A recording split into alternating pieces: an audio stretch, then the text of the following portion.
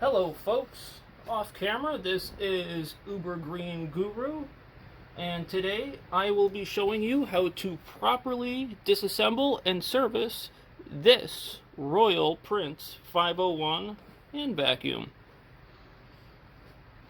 This is,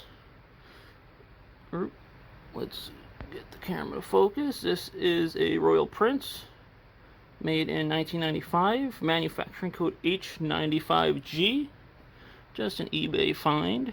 Pretty good shape overall.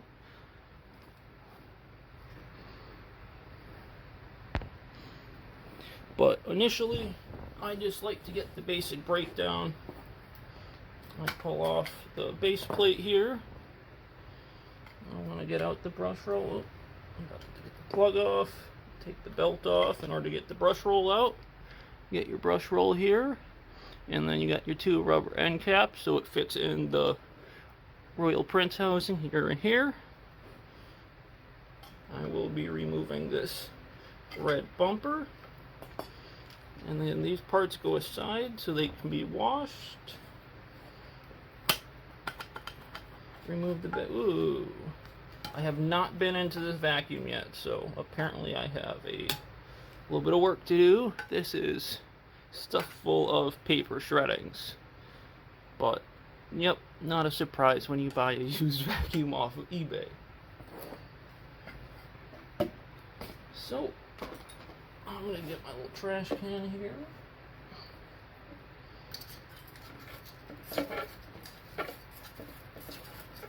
This is one of the common problems that a lot of people had with the Royal Prince, is just buildup of dirt, debris, hair, any larger debris. It generally builds up in this part of the housing right there.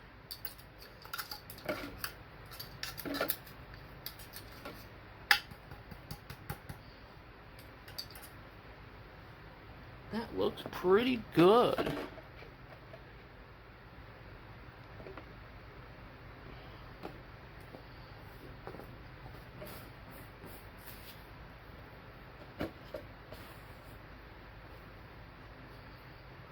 Alright, from there, this is your basic front half of it, sans the bag.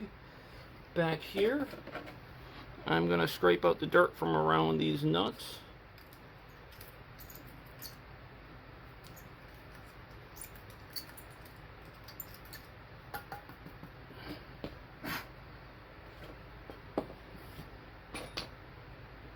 And then here I have a 3/8 inch socket on basically a 1/4 inch extension that will fit these.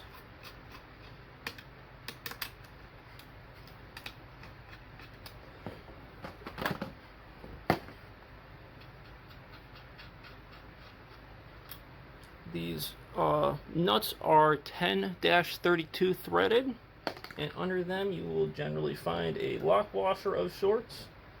On some of the newer models you will find, hold on if I can get this out, an internal tooth lock washer like this. Ooh, focus. An internal tooth lock washer like that.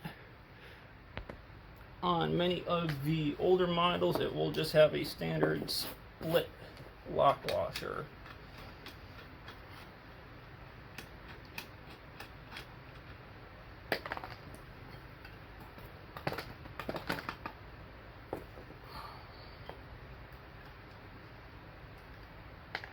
Alright, I have those loosened on the back of the motor house. With this, I can gently wiggle this back housing here and slide it off carefully. There are washers at the end of the motor shaft that you want to keep in the correct order. Okay, we got lucky. In this circumstance, you can see the small stack of washers down there by the rear sleeve bearing. I'm going to carefully remove those so they stay in the right order.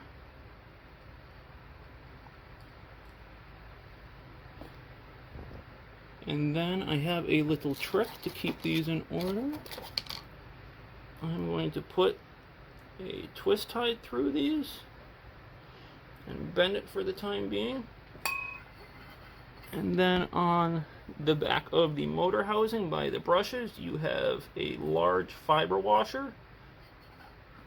So I'm going to make sure that goes back with these. Essentially, in this assembly here, for the back sleeve bearing, you have a fiber washer, the large fiber washer. You want this to go up against the end of the motor where the commutator is and the brushes are located.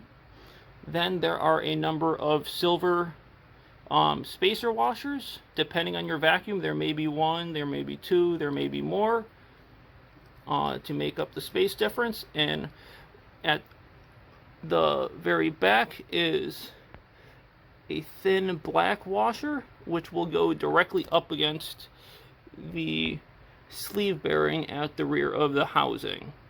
I will show you more about this sleeve bearing later and how to properly lubricate them. Back to the motor. I'm going to zoom in here. At the back of the motor housing, this is the rear. The commutator in these motors is at the rear of the motor. Right here, you have the threaded studs that extend all the way through the motor and the field assembly. And these brushes are a little tricky. This is a particular reason why a lot of people do not like to service these Royal Prince hand vacuums. It's kind of a pain in the butt to work on, but once you do it, you generally don't have to service these very often. As long as you get the bearings lubricated, it's good and operational for a fair amount of time. Back here, I need to get my little needle nose pliers.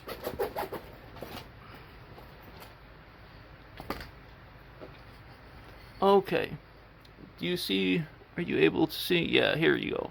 On the brush assembly here, you have a thin piece of Bakelite that has these little brass stampings attached to it. These are the brush holders on either side of the commutator. There is a small connector, I don't know what the proper terminology, it's essentially a flat pin style connector, and then it goes through the brush holder and gets bent over on the opposite side. And then the wire comes out the back side, goes into the motor, and rinse and repeat on the other side. Just for the sake of reassembly, I like to label the brushes so I know which brush goes on which side so that they can fit the commutator correctly.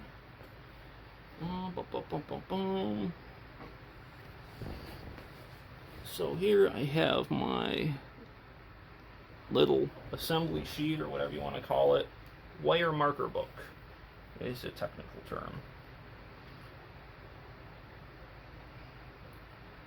So we're going to designate this as side A.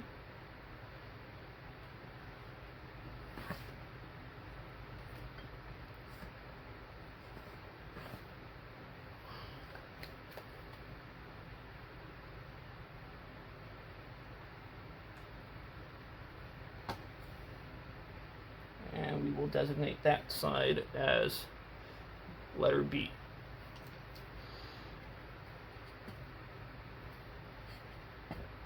Oh, how can I get you guys a better look at this?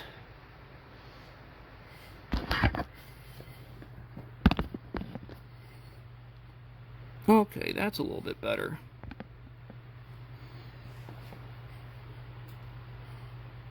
I am going to straighten out this little bent tab right here. What I'm trying to do is, you see how the tab on this side is bent right here? This side, I straightened out the tab a little bit. I'm going to straighten it some more.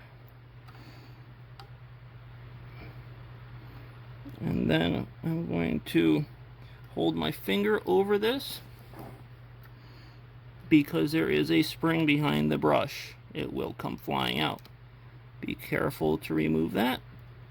And then out of here, comes a small spring, and next comes your brush.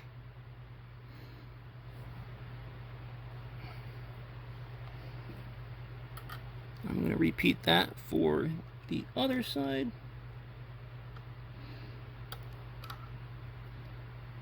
A pro tip, try to bend these tabs as little as possible. Don't bend them more than necessary because you will fatigue the metal, and I'm not quite sure where to get a proper replacement connector like this to go slide in behind the brushes.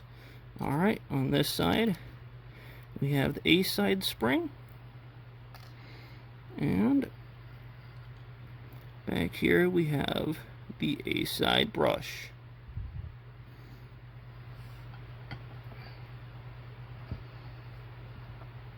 I'm going to label those, and I will be right back, folks. Okay, I am back, and I have finished labeling the motor leads that go to the brush holders. You have the B side here, and you have the A side motor lead to the A side brush holder. I have also labeled the A side and B side brushes. I mark the top of them so I know which side goes up in the brush holder, and I mark them with different letters so that you know which side they go in. This is not completely necessary, it's just something I like to do to ensure reassembly goes smoothly and to help prevent any premature brush wear.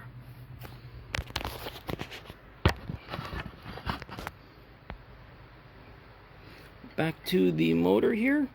There is another pair of 1032 nuts holding on this piece of Bakelite with the brush holders on them. So I'm going to get my little wrench to loosen these up. Again, this is a 3/8 inch wrench for these little 1032 threaded nuts. And pull this off.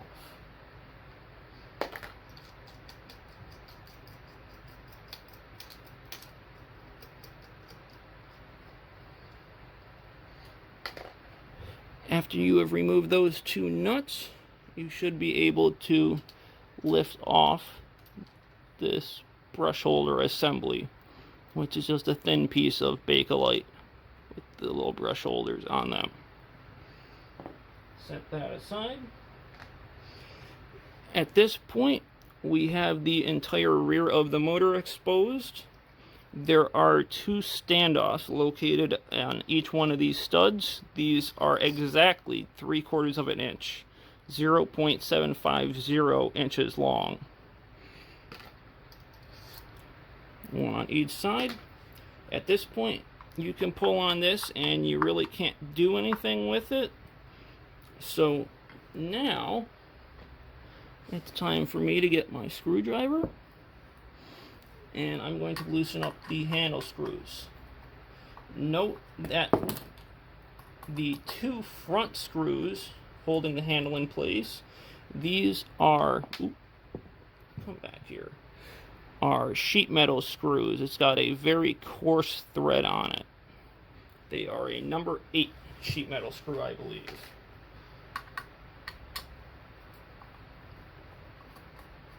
On the other side, then these back two screws are 832 threaded machine screws that actually hold the motor assembly in place. So I am using my finger inside the motor housing to support the motor to take any pressure off of the screws, and then these screws are, I forget, about 5/8 or 1/2 inch long. Again, those are 832 threaded machine screws. I'm trying to keep the handle from falling and the motor from dropping in there as I remove these. Now that the handle is loose, be careful. There are wires inside here. You have the two power wires coming from the cord into the motor, well, from the cord to the switch, and then from the switch into the motor housing. Up here you have a 1024 threaded screw that holds the motor in place. This is the last screw holding the motor in place. Just a little short guy there. Of course, 1024 threaded machine screw. Alright, now that we have removed those, this motor assembly is now free. However, you are restricted by the wires going into the motor. What I found works best, now that I have already removed the motor screws, I replace the 2 sheet metal screws at the front of the handle to secure the handle in place.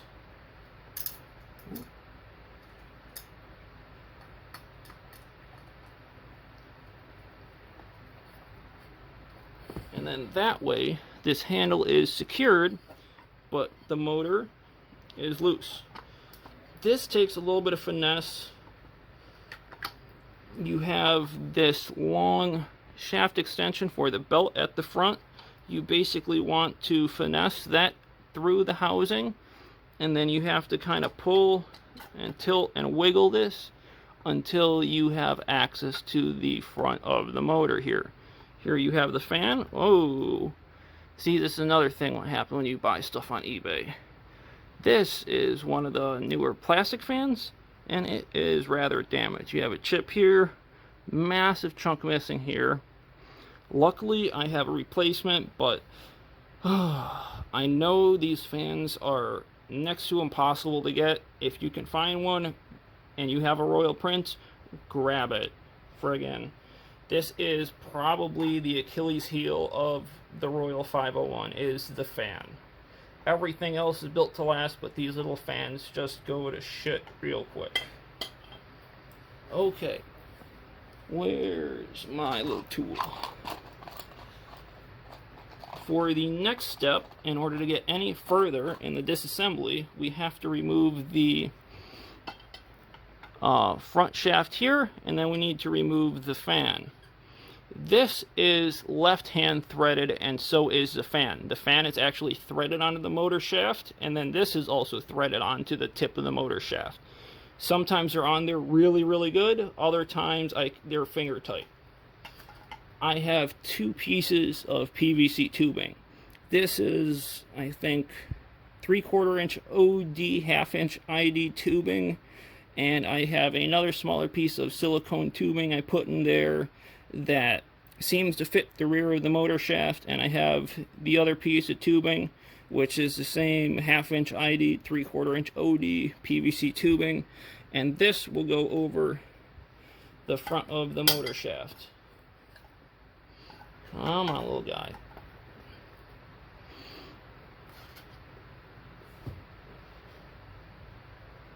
I try to slide this on rather firmly so it grips the bottom of the stem here. This is not in any textbook or manual for the Royal print. It's just something I figured out works good so I can minimize any damage to the shaft. What you see me doing here, I'm just taking rubbing alcohol to remove any oil or grease from the rear shaft of the motor so that I can get the best possible grip with my little tubing tool. Okay,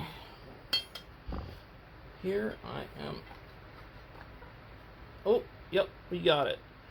Notice, this one, I got lucky. This was only finger tight. Turning it left actually tightens it. You're going to want to turn it right while holding the back of the shaft here. And then you have the front of the motor shaft exposed. And then repeat the same procedure for the fan. Sometimes you need to go back and forth just to break the threads loose. Again, turning it right will unthread the fan from the motor shaft.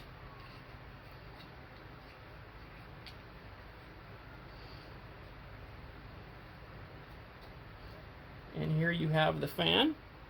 This is a plastic fan. Note that if your Royal Prince has a plastic fan on it, there is also a small machined aluminum spacer that goes over the motor shaft and fits into the center of the fan, such as this one. Do not lose that aluminum bushing or spacer, or whatever you want to call it. Don't lose it. In fact, don't lose any of these parts, because none of them are made anymore. Well, you can still get belts. You can get brush rolls if you buy a used Dirt Devil and find one with a good brush roll. You can salvage a brush roll from older Dirt Devil models that have the eccentric end caps like this, that have the 1, 2, 3, whatever, that will fit with the eccentric end caps like this. The newer ones that are wood instead of painted silver have the brush roll end, the square part, right in the center, and they will not fit with the rubber Royal Prince brush roll end caps. So, though they work in a Dirt Devil, the all wood rollers will not work in a Royal Prince. Over here, we have exposed the front of the motor. We have exposed the back of the motor. So at this point, I'm going to, remove my little tubing tool, and I can gently remove the commutator. Again, just like when you remove the rear of the housing, be careful when you're doing this. There are a number of small washers at the front of the housing as well, and you don't want to lose any of those, and you want to keep them in a very specific order. As seen here on the commutator, you have another thin black washer that's made to go up against the sleeve bushing at the front of the housing, and directly behind that is, in this case, a dirty silver washer.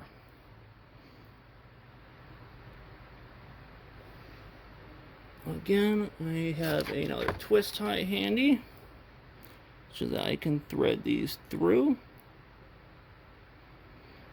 and keep everything together so I don't lose anything, and it keeps it in the same order as it came out as. Alright. Down here, you can see the front bearing at the front of the motor housing here.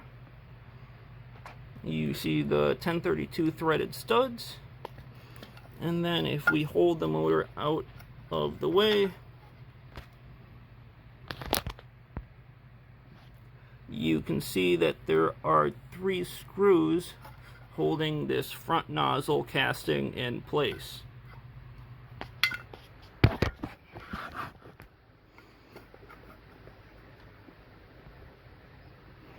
I'm going to take my screwdriver in here and remove these 3 screws. These screws that hold the nozzle casting in place, these are 632 threaded machine screws. Note they have what they call an undercut head, which is designed for thin sheet metal, which the motor housing is made of.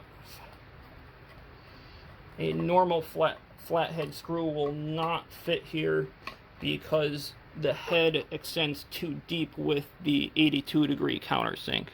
You can see how these heads are undercut. They basically stop short, but they still have a angled flathead design.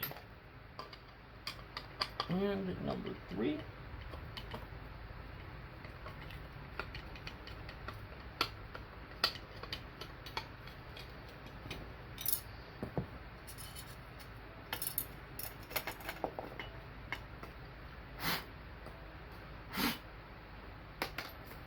Okay, on this one it came out easy, but you have this rubber gasket that goes between the front of the motor housing. Be gentle when you peel these off. Some of the older ones are a little bit more delicate, but this is essentially designed so that it extends out past the housing a little bit, so that if you do use the attachment hose that came with these, or the accessory kit that has the hose that locks in place in this little notch, that the end of the hose can seal with this gasket and make an airtight seal so you don't lose vacuum through the housing while you're using the hose attachment.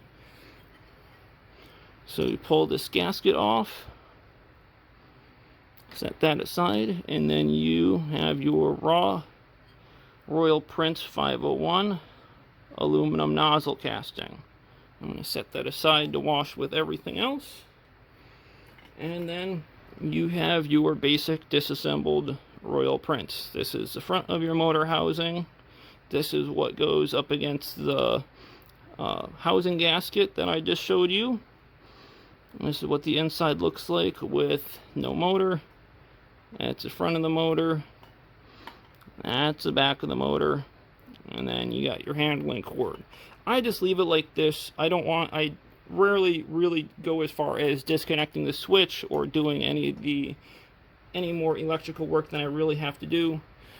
Also, take note that at the top of the housing, in some of the models it's stuck in there with an adhesive backing. I've seen a number of other ones where the adhesive backing was never peeled off and they just placed it in there so it'll fall out.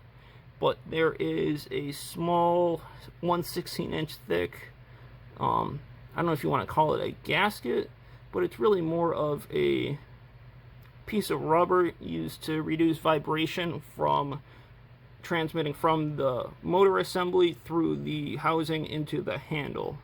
So take note of that. Make sure you don't rip it or lose it or damage it or anything like of that sort. I'm going to work on cleaning this up, and I will see you guys in a little bit and show you how to lubricate both sleeve bearings and reassemble this. Thank you. Okay, I'm back here. I washed off all the parts that I could in the sink with some Dawn dish detergent and soapy water. Those are sitting over by my fan so they can thoroughly dry before reassembly.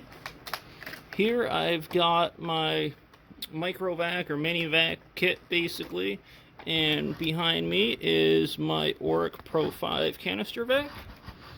I'm going to hook this bad boy up so I can work on cleaning out the housing of this Royal Prince before reassembly while all the other stuff is drying. Let's use the straight one.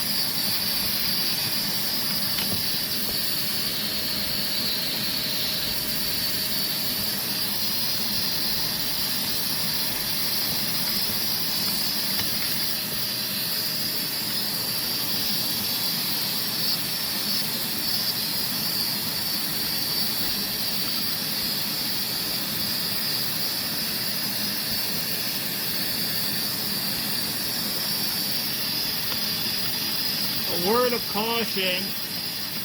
When you're doing this or cleaning out the housing or anything of the sort, be careful not to put too much tension on the wires inside the housing. You will pull them right out of the handle if you're not too careful. Ew.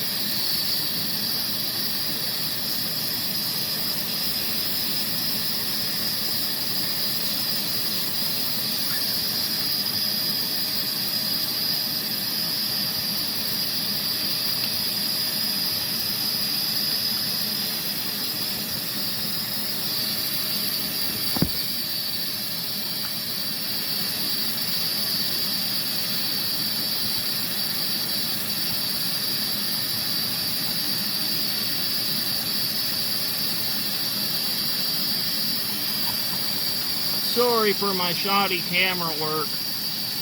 I don't have a tripod or anything. I'm using a business card holder to prop up my phone. It works, but not the best.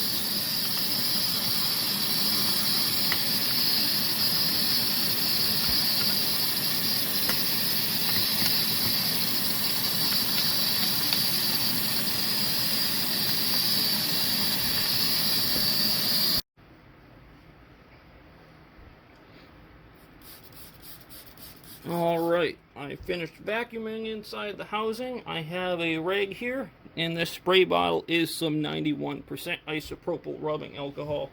Probably my favorite cleaner to use on stuff like this, because it is water soluble. It'll break down most of the gunk, grime, and any sort of oil-based residues on the surface of things.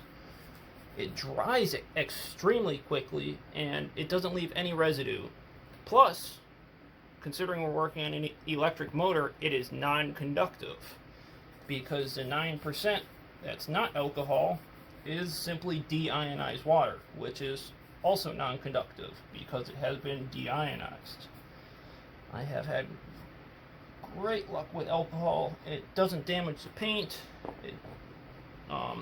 Really, the only caution is it will strip the printing off of the Royal label if you're not careful. So I try to keep it away from that.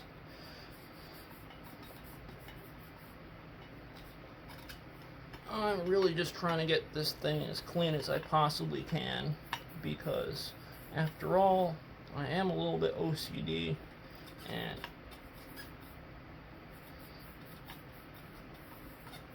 you really can't beat a good, clean vacuum if you care about the restoration process like I do myself.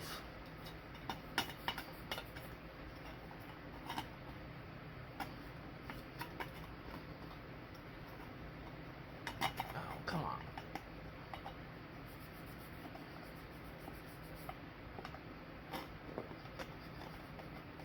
Clean the inside of the field assembly.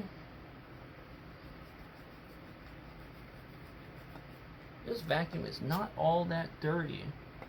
It's got a fair amount of crud in there, but out of my eBay finds, I have certainly had dirtier, and I have had some vacuums that were immaculately clean, like whoever originally bought the vacuum 20, 25, 30 years ago, put it in a closet and hardly ever used anything, if they use it at all. I don't understand some people, but hey, whatever. Their loss and my benefit.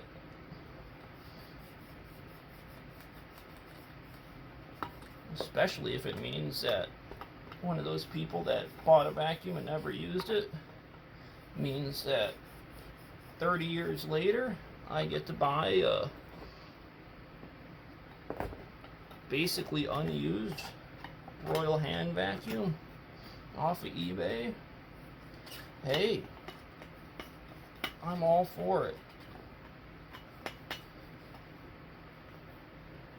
Royal made a ton of these little Prince hand vacuums back in the day. A ton of them.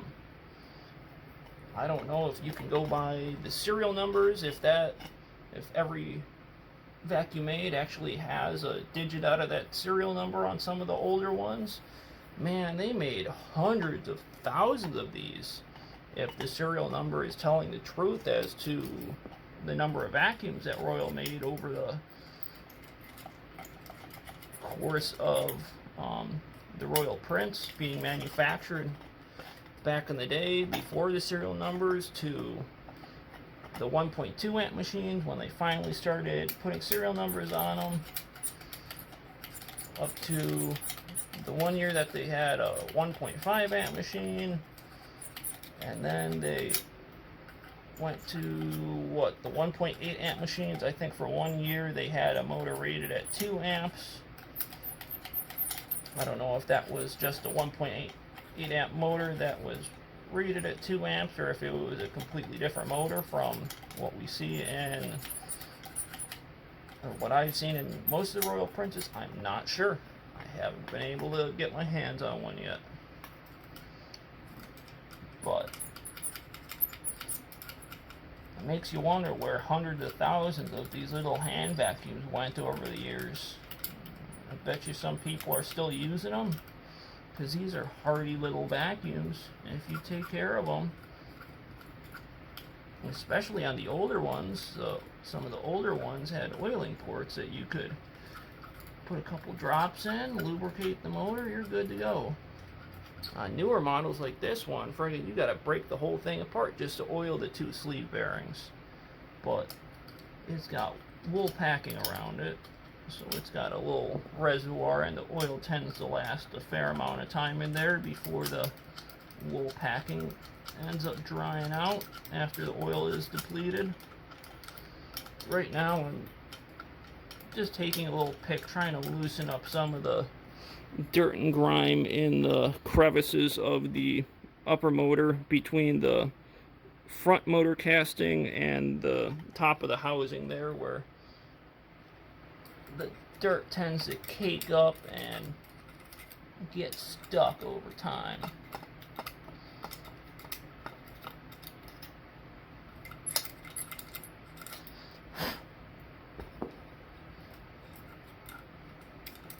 That's in there good. Come on.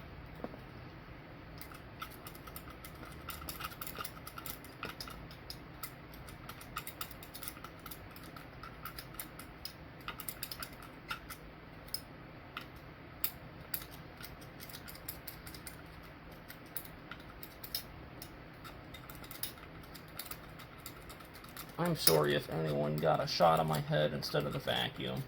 Shoddy B-grade camera work, but take it for what it's worth.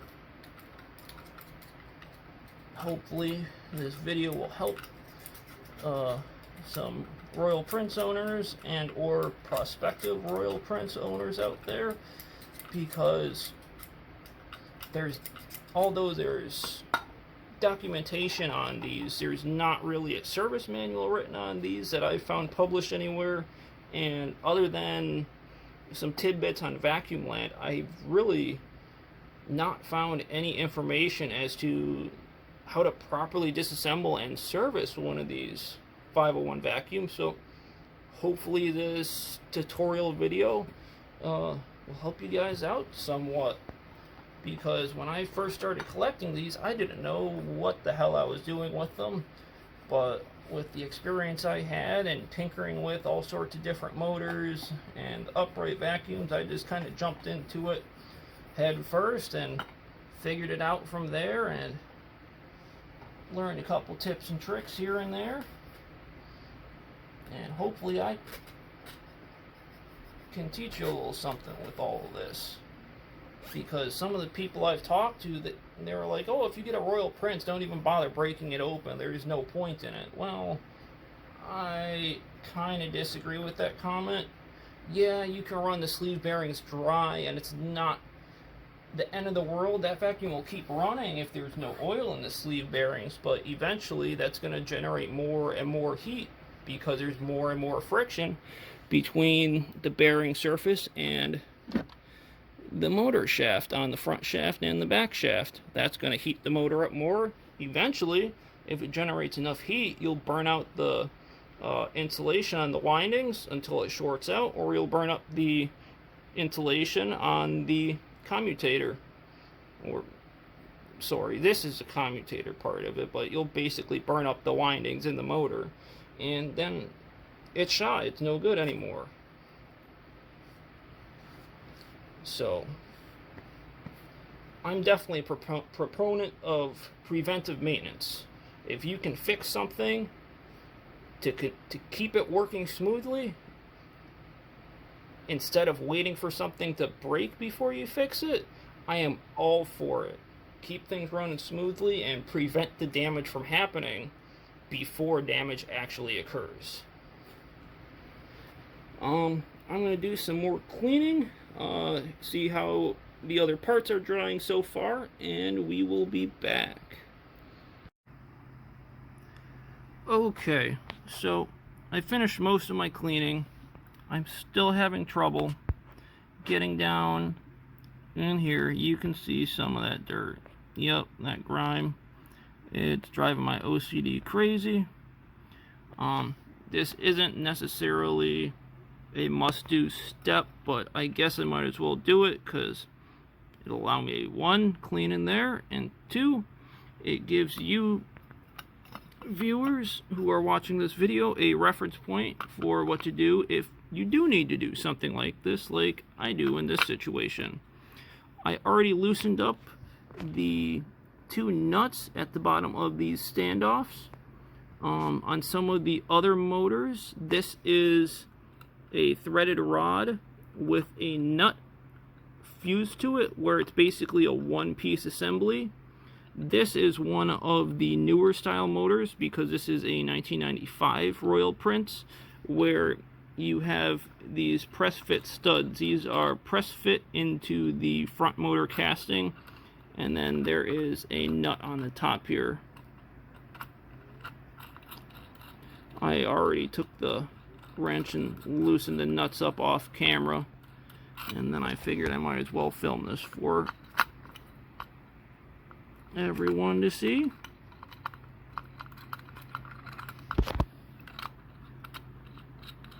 Sorry, I'm filming with one hand, trying to work with the other.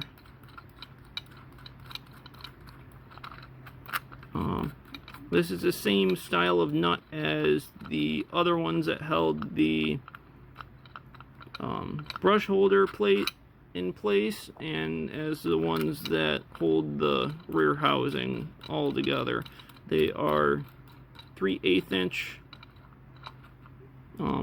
sized 1032 threaded nuts. Okay. See how that's basically got the shape of the nut cut into the housing, or cast into the housing, or the front motor housing, and then that is the other end of these. So that will allow me to take the field out and access the front of the motor housing. Well, I can't really take the entire field out because it is held in with these wires here. What I want to do is clean up this area here where the wires were. A lot of gunk got into the crevices of this particular vacuum.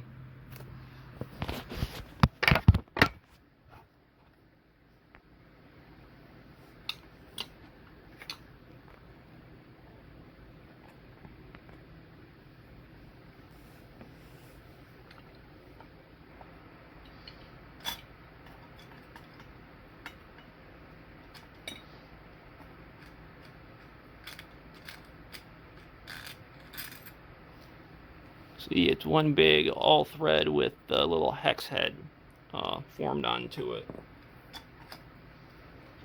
when you're doing this, if you do this, be very careful not to bend these, because I honestly don't know where to find replacement parts for the actual motor of it.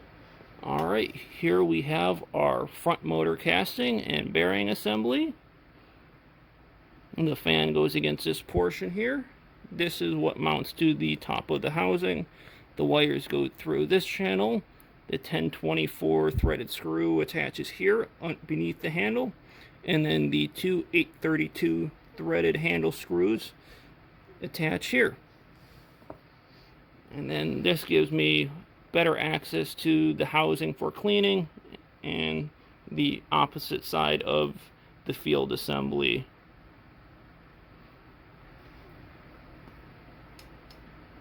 Alright, once again, I'm going to do some more cleaning off camera, and I will see you guys soon.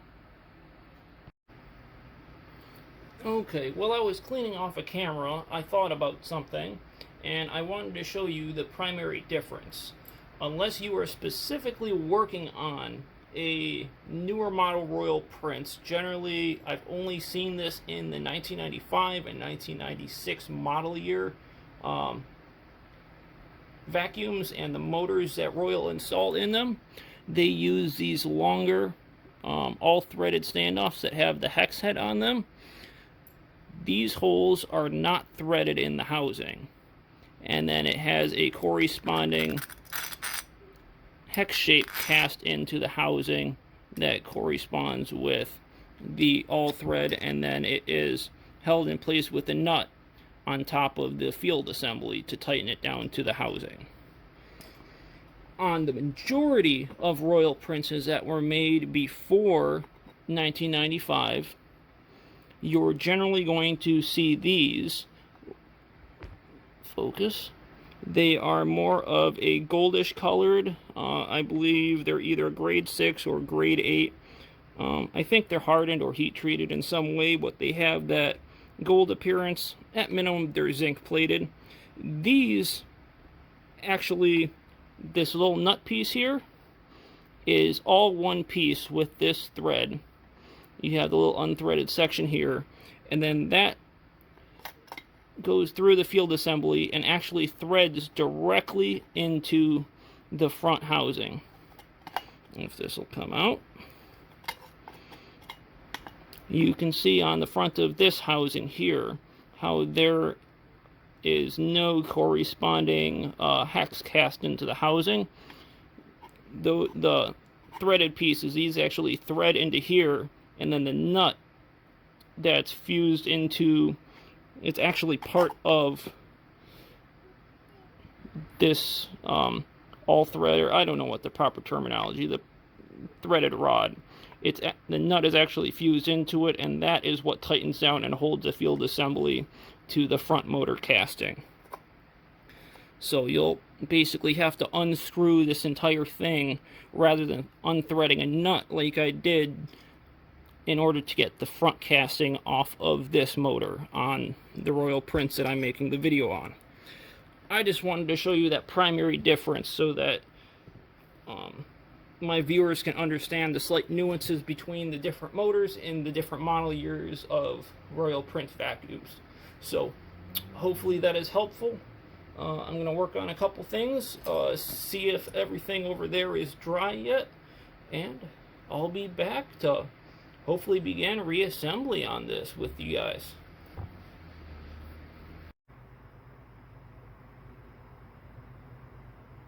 Okie dokie, we are back. That took a little bit longer than I would have liked, but I pay super special attention to details anytime I am working on restoring one of these. I want it to be the best it can be, the best that I'm capable of. We got the motor housing all cleaned out, all the way around. We have the rear motor housing cleaned up. I put a half of a laminating pouch over the GS electric sticker on the motor just for preservation purposes. We got the front casting of the motor all cleaned up. The nozzle casting has been cleaned up very nicely. I even got the brush roll to clean up pretty darn good. Got the bristles cleaned off. Got both end caps lubricated. So they were spinning freely before, but they were caked in crap. So those are spinning better now. Got the bumper all washed off. All the little thing washed off. Got the nozzle gasket. The base plate on this vacuum is in spectacular condition. Almost no corrosion on the inside of it whatsoever. Little or no wear on the bottom. We got the brush roll end caps cleaned up. Back here we got our brush holder cleaned up. All our motor spacers, brushes, brush springs, and the belt pulley extension, whatever you want to call it, the motor shaft extension for the belt. Got our motor core all cleaned up. And then over here I have a previously loved but in better condition Royal Prince fan that has all of its impeller parts or impellers on it, instead of the fan that originally came out of this Royal Prince, which appears to have been chewed up by a rock or two or something of the sort. But we won't need that. That's looking sad, and it's not going to do anything but make my vacuum vibrate like all hell. Before I get any further, I want to talk about lubrication. First off, lubrication reduces friction, and in these older motors, well, in all Royal Prince motors, there are no ball bearings. This is the sleeve bearing in the rear housing, and this is the sleeve bearing in the front housing. These are made out of a brass or bronze material called oilite. It is cast in a way that it is porous, and it is surrounded by a wool packing and then held in place by this retainer ring. These retainer rings are not supposed to come out. Once you pop them in, they're in. But at the end of the day, the concept behind this is you saturate the wool packing in oil, and that oil transfers through the porous bronze oilite bushing onto the surface of the bearing and provides a light coat of oil, and acts as a bearing surface, a lubricated bearing surface for the motor shaft to spin on. And the same goes for the one in the rear housing.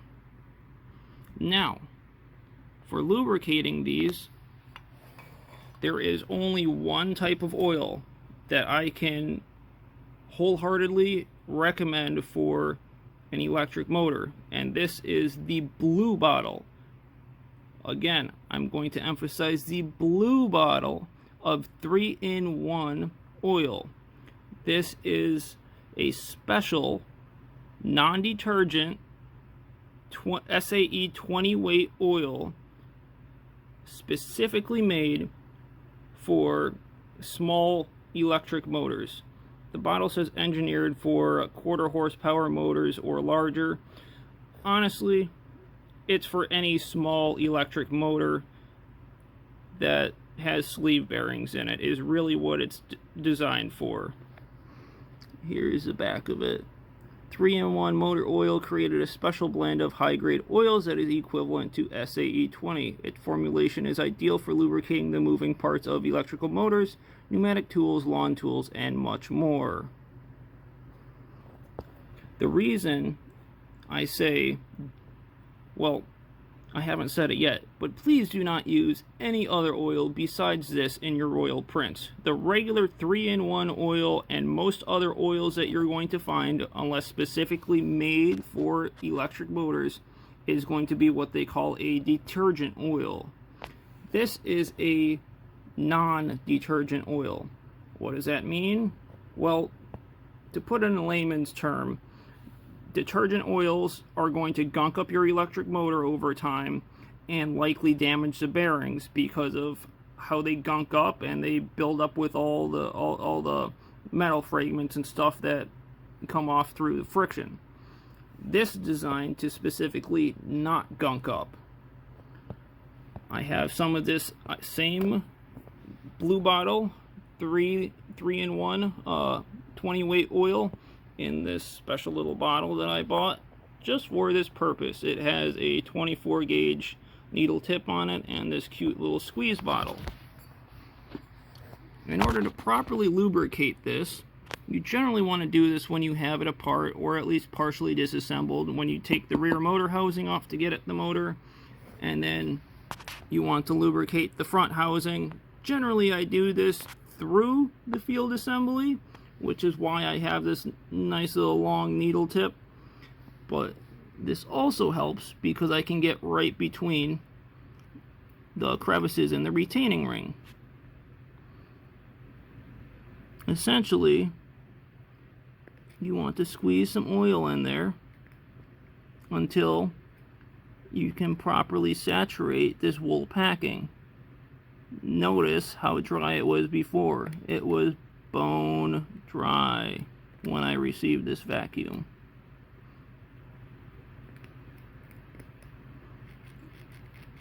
You want to saturate this wool packing. You'll have to go around a couple of times so it gets absorbed. The front felt packing ring is not as thick as the one in the rear of the housing, so the front bearing does not hold as much oil as the bearing at the rear of the housing. Why it's that way, I don't know. All I know is it is that way. Important words of caution: you do not want to oversaturate this wool packing. Why? Because if you oversaturate it and you turn this housing horizontal like it's normally attached inside the vacuum, well, what happens? You turn this like that and all the oil goes sloshing out and it all goes right onto the motor, the internal working of the motor, and that can really just cause a big old catastrophe and end up burning out your motor if you're not careful. Alright, we finished lubricating the front housing. I'm going to have to wipe up a little bit around there, but you notice how the wool packing is now dark and well saturated, but it's not overflowing with oil, and you don't see oil on the surface of the wool between the little crevices there. For comparison, here is the rear bearing that I have not oiled yet. The wool packing is dry. Again, over here, you see how the wool packing is a little bit darker. It has been saturated. I'm going to repeat this same procedure. Back here, while I try to keep the camera steady with my one hand.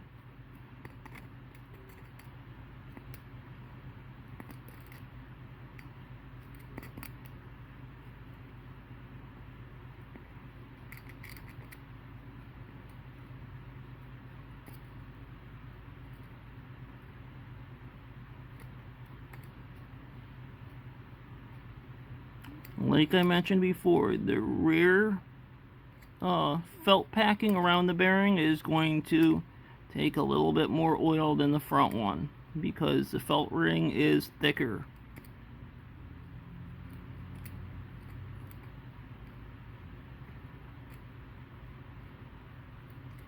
But essentially this is, well, this is a sleeve bearing like I mentioned before.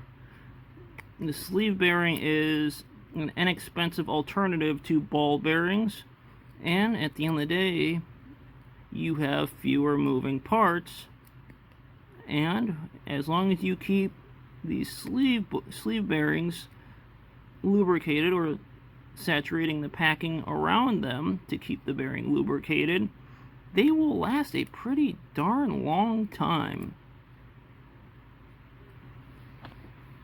I'm going back to the front housing. Put a little bit more in there, not too much.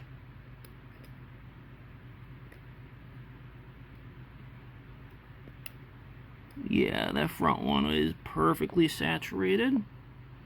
Back here, okay, it's settled in. It needs a little bit more. At the end of the day, this is probably the most important maintenance that you can do on a Royal Prince.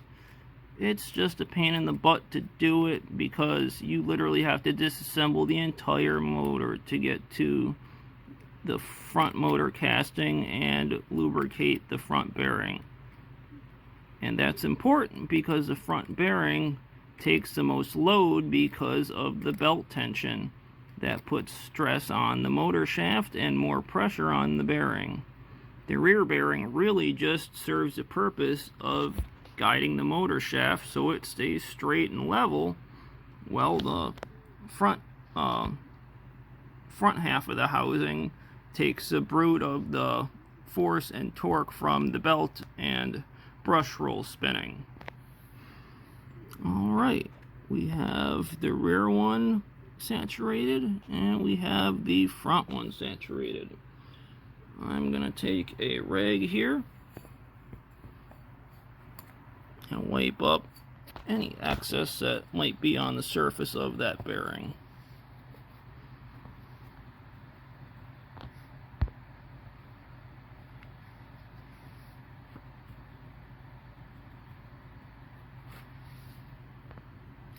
That looks pretty good.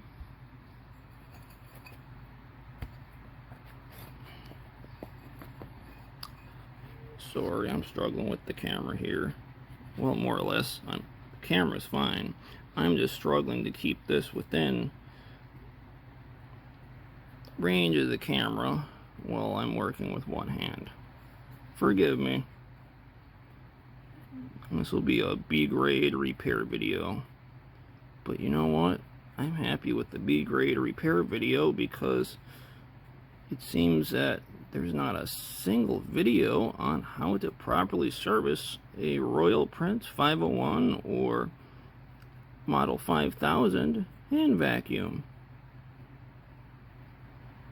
And I feel like, other than the very, very old Royal service manuals that ship with the vacuum that tell you to put a couple drops of oil in the oiling ports on the old Royal Princes, there was never a service manual written on how to do service on the Royal Prince vacuums that don't have oiling ports, which is pretty much anyone newer than 1986, and hell, it might even be some ones before that. But from 1986 on, they went to the 1.8 amp motor and deleted the oiling ports on the bottom of the motor housing and the top of the motor housing. But you can see the remnants of the oiling ports, which is this 1024 threaded screw. This would have originally been the oiling port, and there would have been a little channel that helped the oil get down here. But in later revisions of the casting, they removed that. Okie dokie. I'm gonna put this in my handy dandy tripod.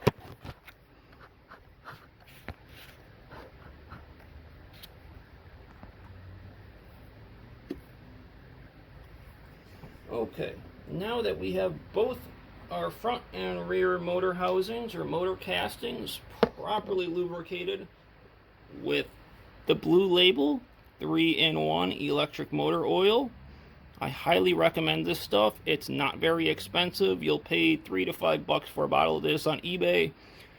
Most local hardware stores have it. You can generally find it at Home Depot, Lowe's. This stuff is not hard to find, but when you lubricate these Royal Prince motors, or if you're working on an electric fan, you have to use the blue bottle. It is extremely important.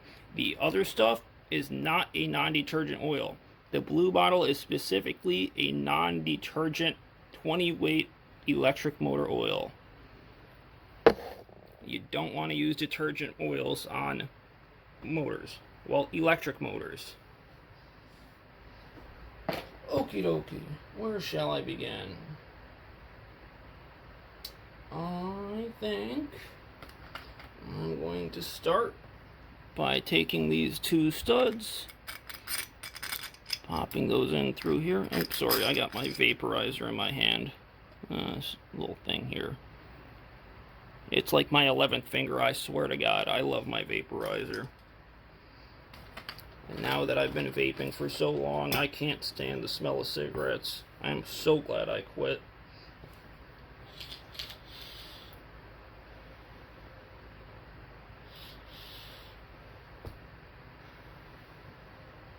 Okay. From there, oh, well, before we go any further, I took the handle off while I was cleaning stuff, so I'm going to reattach that temporarily just in the front two holes so it's not bumbling around while I work on this.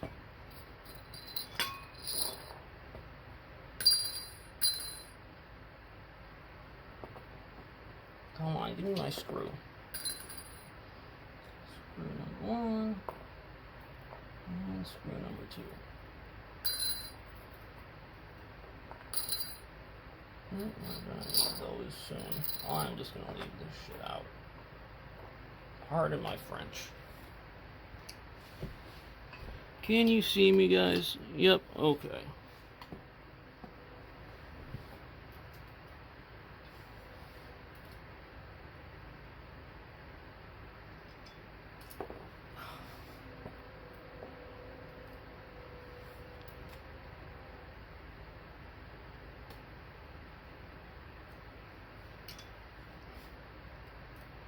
You'll notice sometimes with the screwdriver I'm rotating it backwards, like this.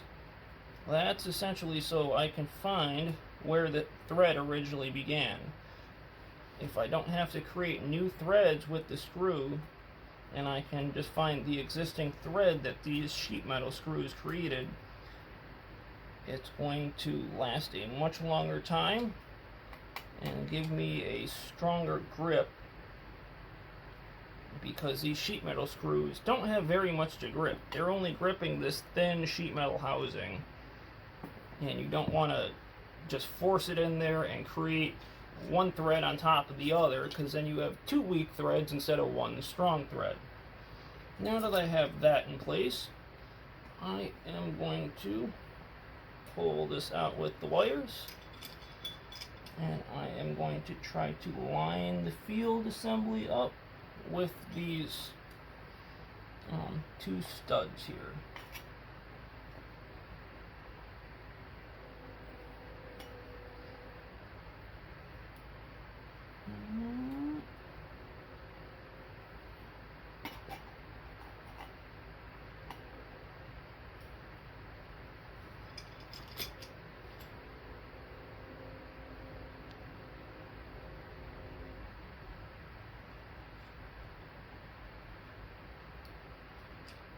Yeah, that's right.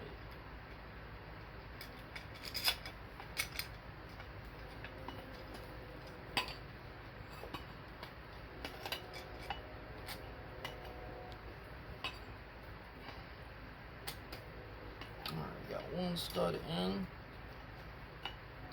When you're doing this, make sure you don't pinch any wires. These wires are supposed to go through this little channel here.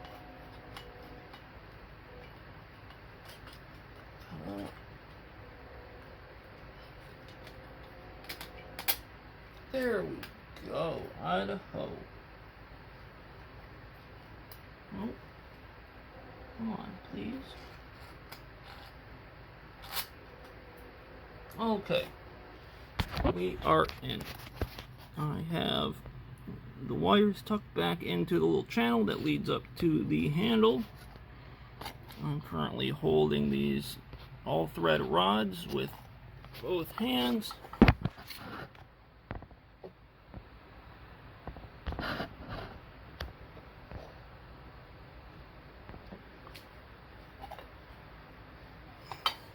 Alright, while I'm holding these, I'm going to thread a 1032 nut onto my 1032 threaded rod, and I have another 1032 nut right here for this second rod. Get those spun down. Okay, make sure my rods are pulled tight so they're locked in little hex holes in the front casting. Alright, we got those down there. Now, I'm going to take my 3/8 inch wrench and snug those up. In your situation, like I showed earlier, you likely do not have a threaded rod like this. You likely have the gold threaded rod that the nut is actually a part of, in which case you would be threading the bottom half of that rod back into this housing here. This is one of the newer motors with a different casting that is only present, or at least I've only seen it in 1995 and 1996 model Royal Prince motors.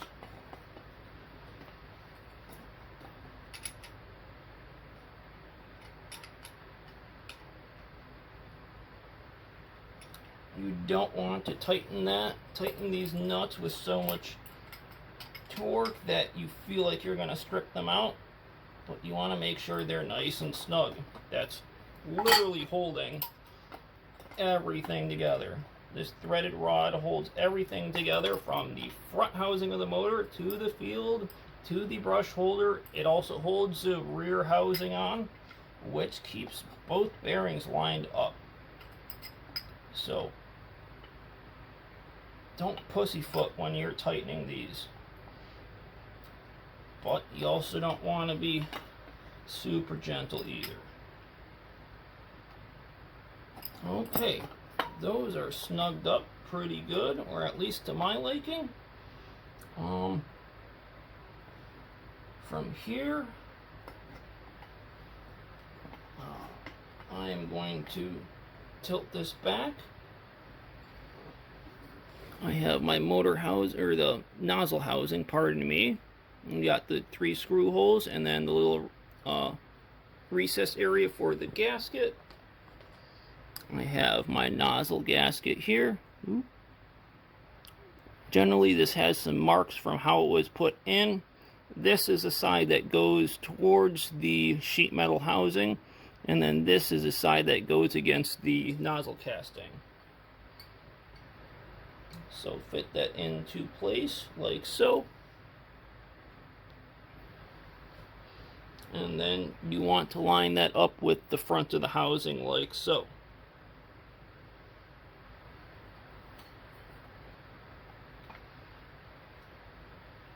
Okay, I'm going to try to bring you guys over here so you can see.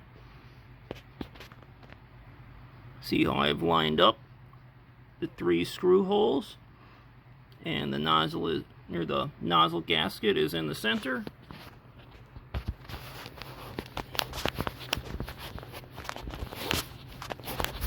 Okay, how can I do this?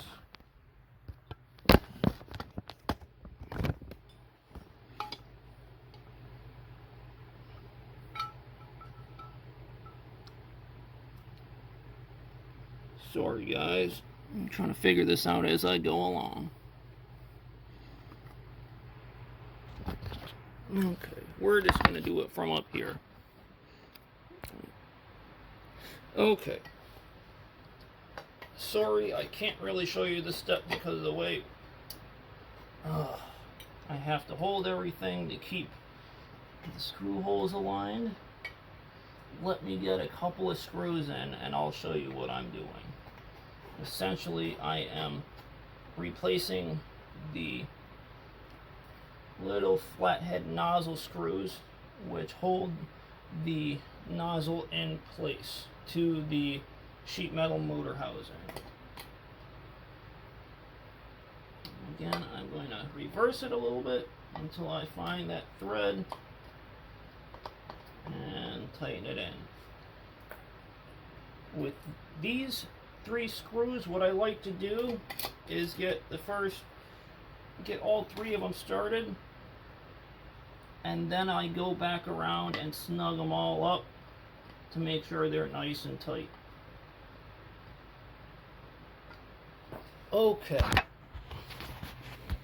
here we go, guys. I got the first 2 screws in here, and then back here I got 1 more screw that needs to go in.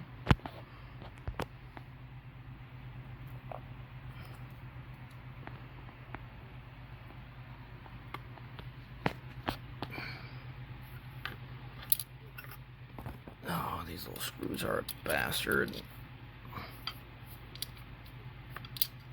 Okay.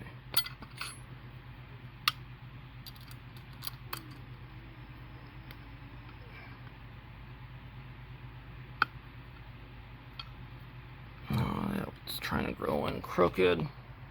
Okay. Whoa. You guys get the gist of it. Again, I'm gonna have to do this without attempting to hold the camera. Maybe one of these days I'll have a cameraman. Or one of those fancy tripods that I can have floating over the top of me or something. Right now I'm just kind of winging it. So I hope you can bear with me. I appreciate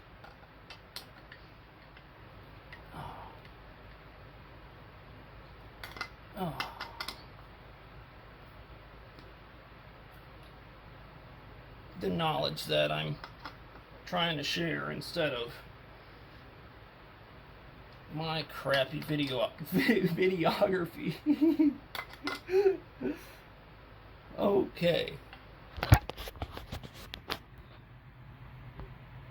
I have all 3 screws in. They are tightened, and now I can gently lower the motor back into place. As you see, the nozzle is now on tight. There are no gaps between the nozzle casting and the motor housing.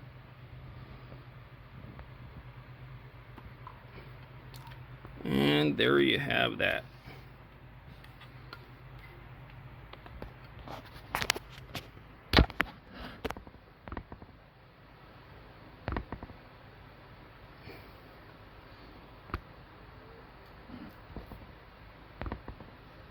Okie dokie. At this point, I want to get the commutator or the motor core back in so I can put the fan on before I get any further. For the front of the shaft, I need that, my little tools, and the spacers. You remember these little guys that I put on the twist tie earlier? These are the front spacers for the motor. This little black one, the thin black washer, is the one that is going to go directly up against the bronze sleeve bearing at the front of the housing. And then this is the spacer washer, which will go up against the inside of the motor shaft closest to the core. Your particular Royal Prince may have more washers than this. I have had other ones that have one more smaller washer, a couple of them, etc. Just make sure you replace them in the order they came out. Regardless of how many washers you have, the black one will always go at the front closest to the bearing.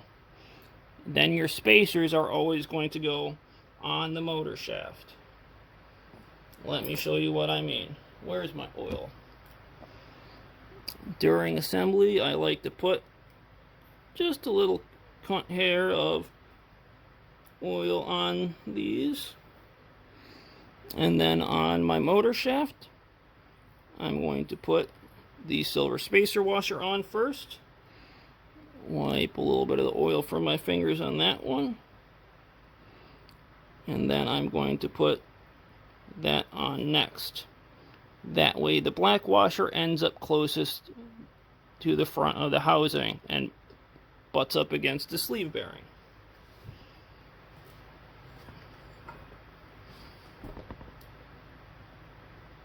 I'm going to apply a little bit more oil to the motor shaft for assembly.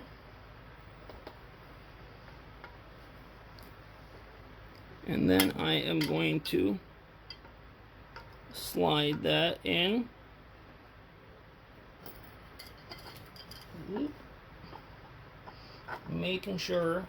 Making extra careful sure that none of the spacers fall off as you're putting that in the motor. You need those spacers. Without them, your motor is not going to operate correctly. Okay, now that that's in there, come here.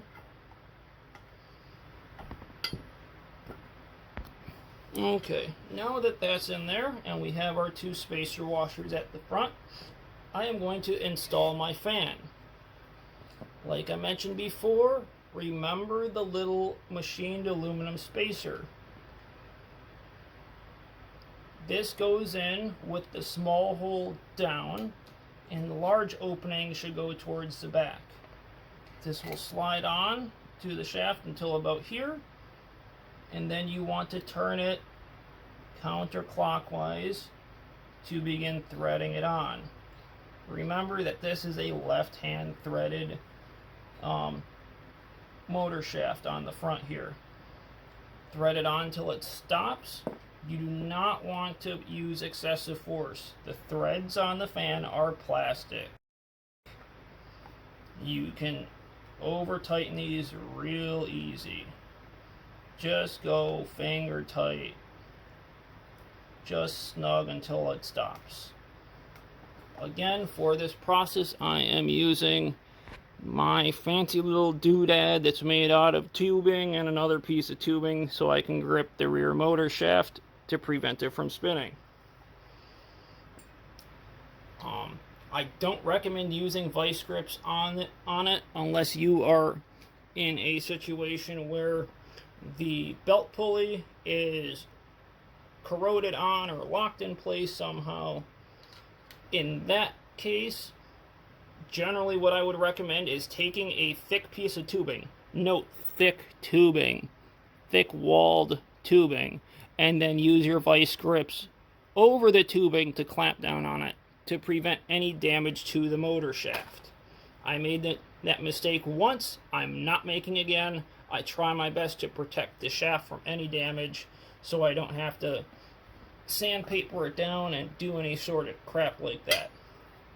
Okay, so here I have my belt pulley motor shaft extension.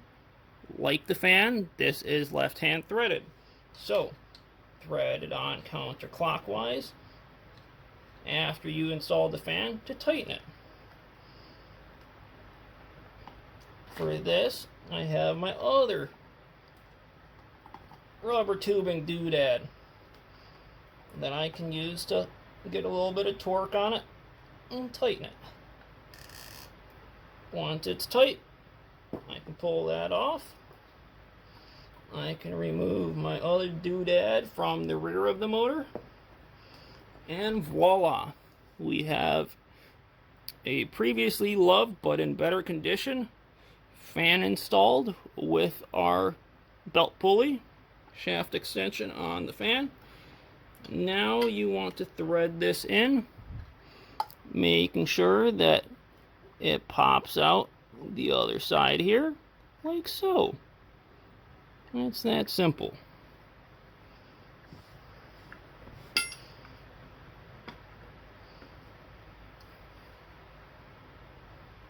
Oops, I forgot to put that in. I pulled this out while I was cleaning things. This is the little rubber adhesive-backed vibration mount that goes between the top of the motor casting and the inside of the housing to prevent vibration from going transferring through the handle. It intentionally has a split here so it can slide around the two wires that go, the power leads that come from the handle and go down to the motor. This side goes closest to the bag opening. This goes to the front of the vacuum. This hole here lines up with the hole for the wiring. This hole at the bottom lines up with the 1024 screw that is centered under the handle. And then the two holes on either side line up with the 832 threaded screws that hold the two rear screws that hold the handle in place. I'm going to try to finagle this in there. Oh, that wasn't too bad.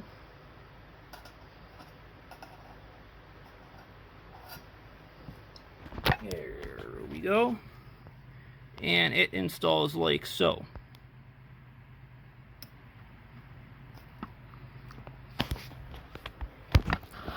Now that we have our fan and belt pulley all together, what I want to do at this point is now attach the motor to the top of the housing through the other two handle screws using the 832 machine screws in the rear two handle holes, making sure everything lines up as it's supposed to.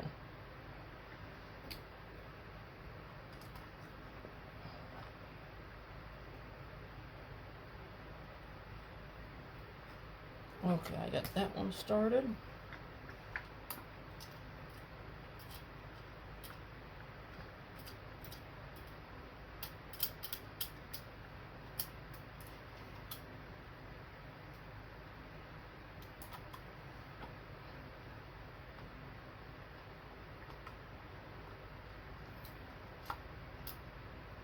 I've got to loosen this a little bit more.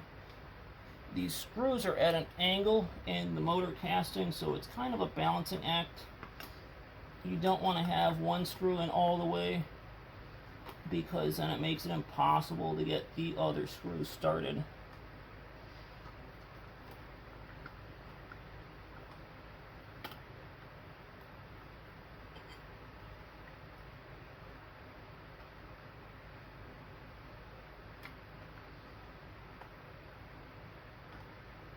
Okay.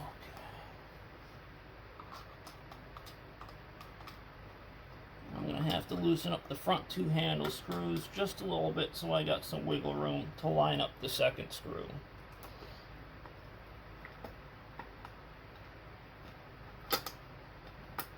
There we go. As I talk to you guys, I'm trying to hold the top of the motor against the sheet metal housing here so that I can line up the screw holes properly and then tighten down both screws. Okay, those are lightly tightened. I will tighten up the front two screws, and now I can snug down the rear two screws. When you're tightening down the two rear screws, don't overdo it. You want them tight, but at the end of the day, they are threaded into an aluminum casting. Aluminum castings do not create the strongest threads. So you don't want to strip out your casting and completely junk your entire royal print that you just cleaned up and are working at reassembling. That would make for a rather crappy day. Thankfully, I've yet to do that.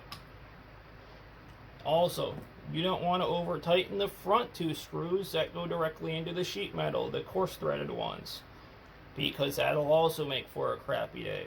You can still get the handle to stay in with the rear two screws, but all in all, you want to try to keep one of these old little vacuums in as good a shape as possible.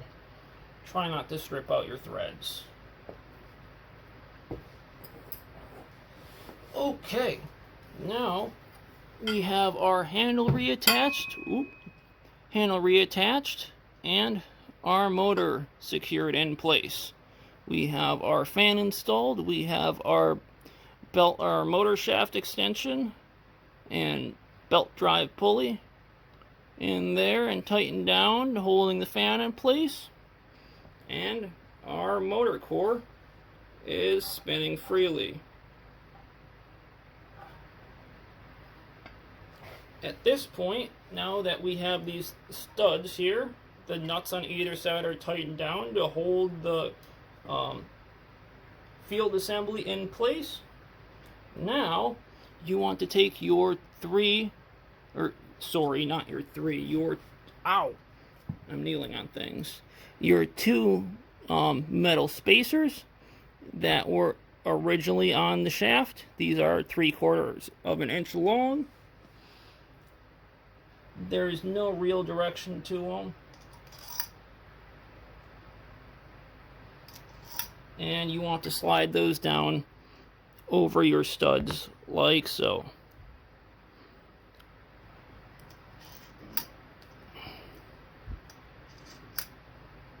There you go.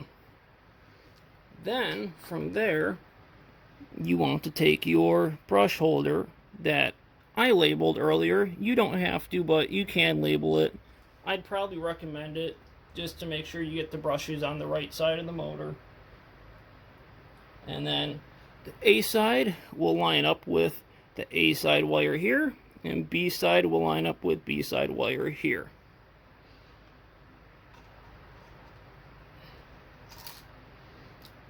That just slides on like so.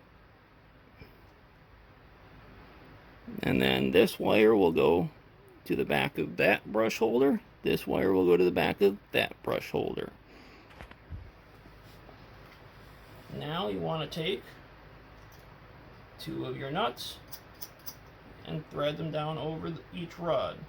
Well, one nut over each rod. It takes two nuts since there are two rods. Duh. Get those down there. Don't tighten these nuts yet. Just leave them kind of loose, because once you put the brushes in, you're going to want to slide this around to make sure everything is centered. Just kind of finger tighten them until it holds the little Bakelite plate in place with the brush holders on it.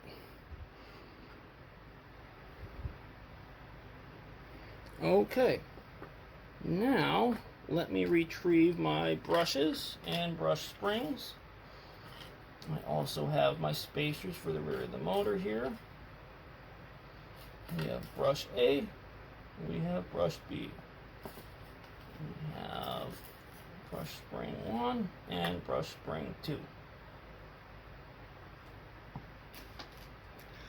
Unfortunately, you guys watching this video may not have all the tools that I have.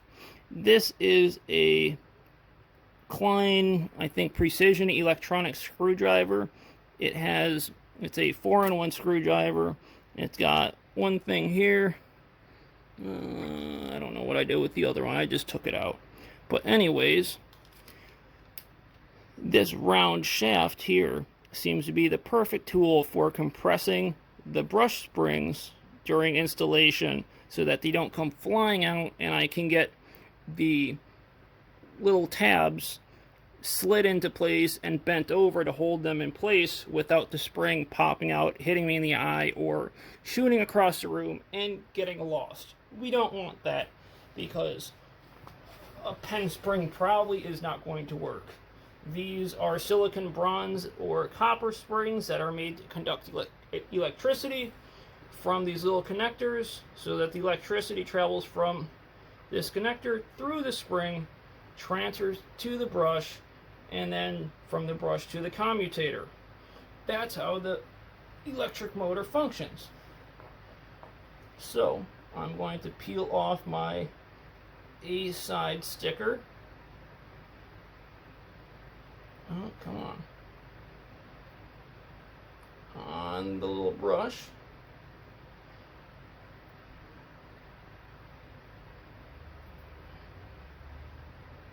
making sure that there's no adhesive residue left behind.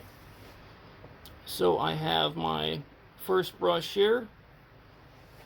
Hopefully you guys can see that. Oh, it's floating. Yep, here you go. Here is brush number 1. And I have brush spring number 1.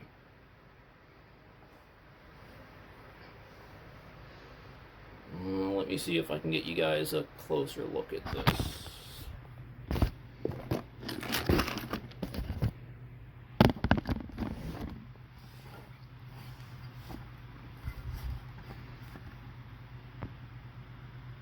Oh, that's bloody excellent. Okay, we have our A-side brush here. I am going to insert that in the A-side brush holder. I have my brush spring here. I'm going to insert that in there. You see how much of the spring sticks out before you compress it? From there, I'm going to take the little screwdriver I showed you and use it to compress the spring into the brush holder. From there, I have this little tab here, and I'm going to slide it in slowly, kind of tilting the screwdriver so that I can let this slide in behind the brush spring without the brush spring kind of popping out halfway and this catching the last coil or last couple coils before the spring is fully compressed. Now that that is in there, you want to take in this case I use these little micro needle nose crimping pliers, and you essentially want to hold this in place with a finger and push on this until it bends over on your brush holder. You want to test this by pulling on this to make sure that it doesn't slide out and you watch the spring pop out. You want this to stay in place. If that doesn't stay in place, your motor is not going to work. Then this is the other side. We have our B-side brush.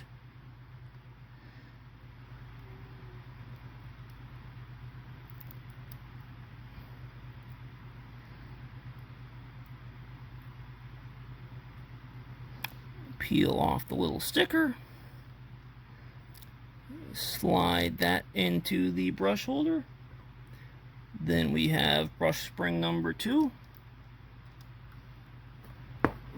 and if I can find my nice little screwdriver, I'm going to repeat this process with compressing the spring.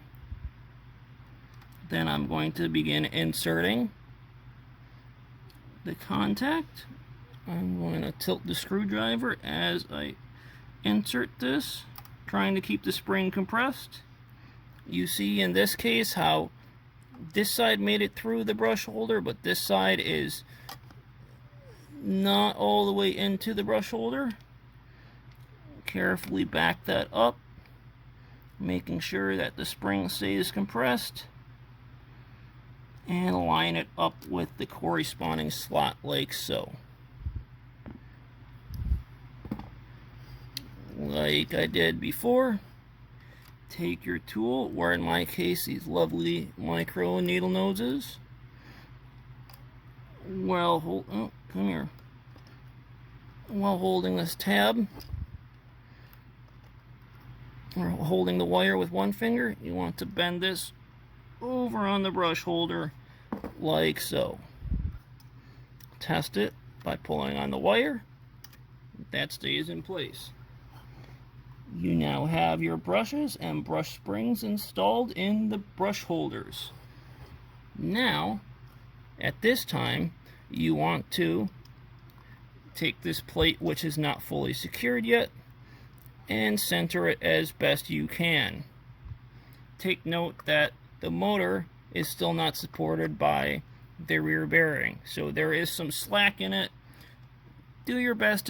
What I really go for here is to make sure that there are equal extension of the brush coming out of the brush housing on either side.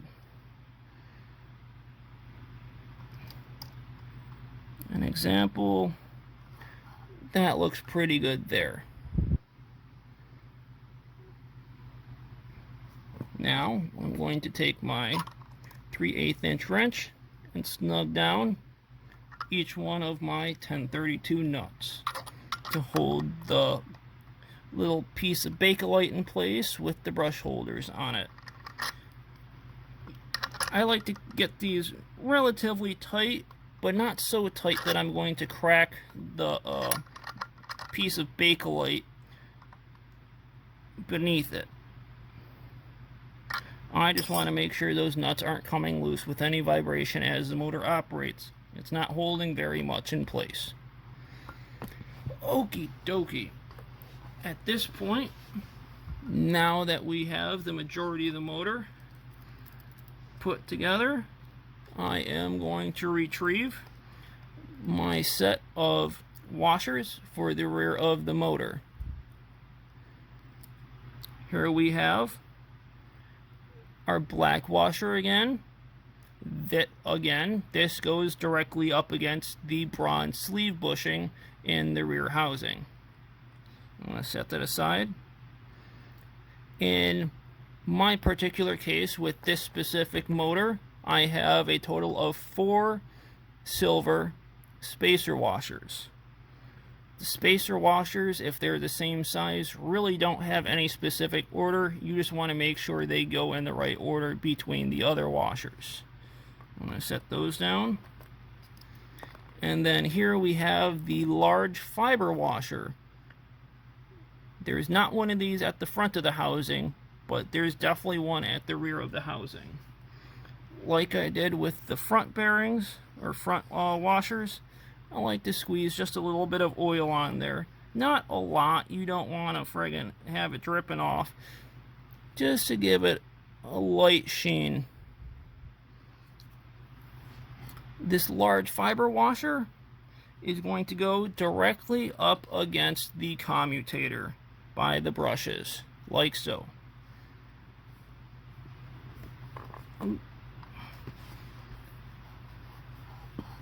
From there, we have silver washer. Get back here.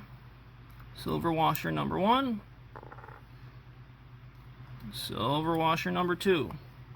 Let me get a little bit more oil on my fingers. That way I can wipe some oil on each silver washer. Okay, we have silver washer number 3. Last but not least, I'm going to trade these places. This number 3 had a better rounded surface than number 4. So I'm going to put number 3 here at the end as a bearing surface for my black washer. Black washer slides down over those, and there we have it, like so. Goes fiber washer, spacer washers. In my case there are 4 spacer washers, and then you have your thin black washer. Like I did before, place a small amount of oil on the rear motor shaft and spread it around with your little fingers.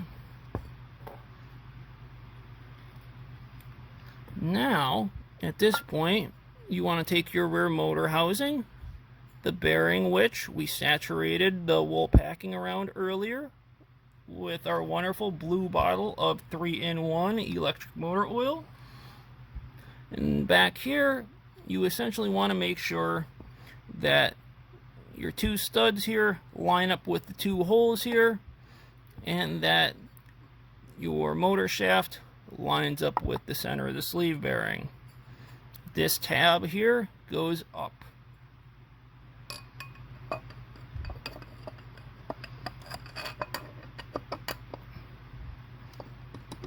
You'll kind of want to wiggle it down and make sure that ends up in there. Oop. Being careful that the top tab does not grab the little rubber gasket at the top of the sheet metal housing.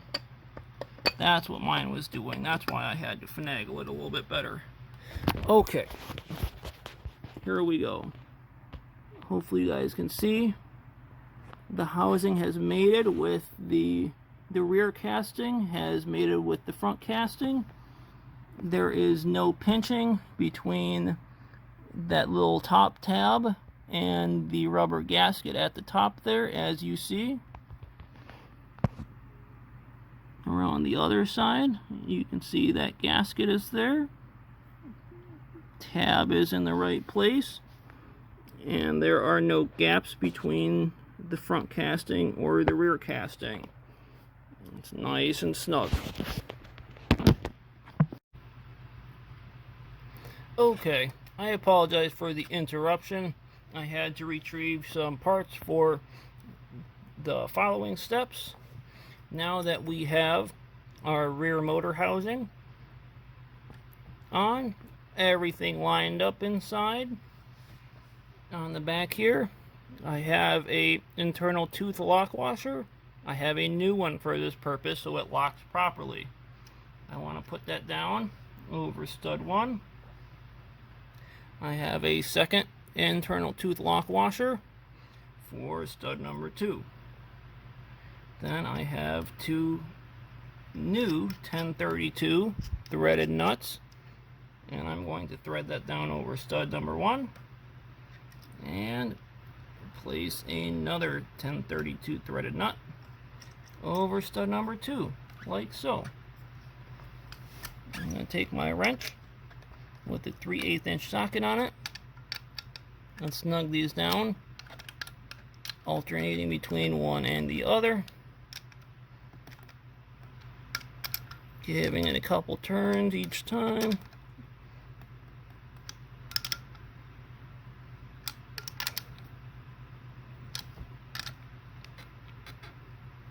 Until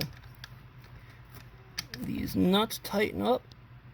And in the process of these nuts tightening, it is pulling this housing against the threading of the stud, so it mates tightly, rather tightly, with the front motor casting ahead of it. You want to make sure that these are nice and snug, and you also want to make sure that there is a lock washer there to prevent motor vibration from loosening these nuts. If these nuts loosen up during operation, that means this housing is going to start sliding forward and back and probably around a little bit more, and that means your rear bearing is no longer keeping the motor shaft aligned, and it may incur damage in the motor. Again, not good. We want to keep these 25, 30-year-old vacuums running as long as we possibly can, or at least that's my goal. And if you're watching this video, hopefully that's your goal too. These old hand vacuums, and hell, just old vacuums altogether, have a sort of charm that modern day plastic vacuums just don't seem to have for me. Okay, these nuts are snugged down over the lock washer. The rear housing is tight. You shouldn't hear any shaking. Now, if you take your finger and spin the front motor shaft, the belt extension, it should spin freely without any resistance, like so.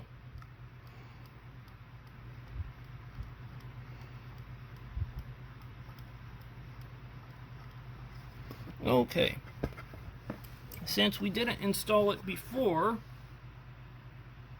oh crap, I should have done this earlier, I pardon. Okay, we're gonna, now that the motor is back together, this isn't such a big deal. but I'm going to take the handle off by loosening all 4 screws.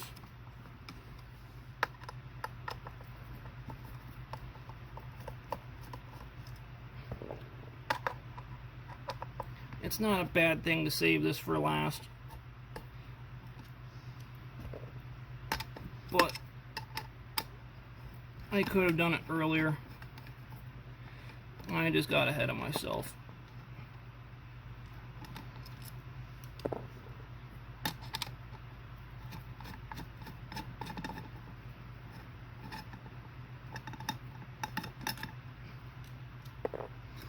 Essentially what I forgot was the big old pan head 1024 coarse thread screw, which goes beneath the handle here. This threads directly into the top of the motor casting, so it goes in this hole here while the wires come out of the larger hole behind it. I'm going to try to get this on my screwdriver at the ready, and I'm going to have to hold my motor and line it up, twist it left until it lines up, and thread it in. And then I don't want to tighten this down until I know for sure my other screw holes are lining up like so. Once I have my screw holes nice and lined up, making sure that vibration gasket is not in the way of either screw hole.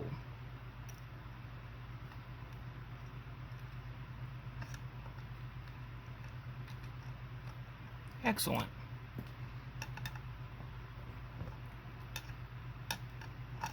Now that the holes are lined up, I can snug down this screw on top here. I'm constantly checking as I tighten this center screw that everything is lining up as I want it to.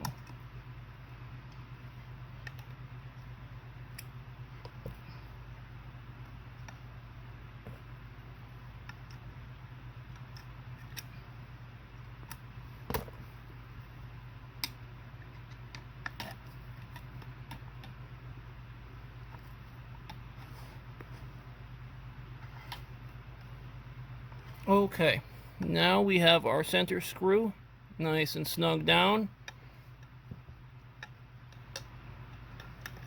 Generally, the right time to do that is before you put the 2 rear handle screws in that hold the motor housing in place, while you still have the motor partially disassembled before you put the rear housing on.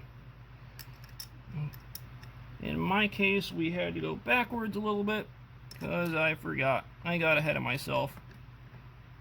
Now I want to make sure my 2 832 handle screws line up.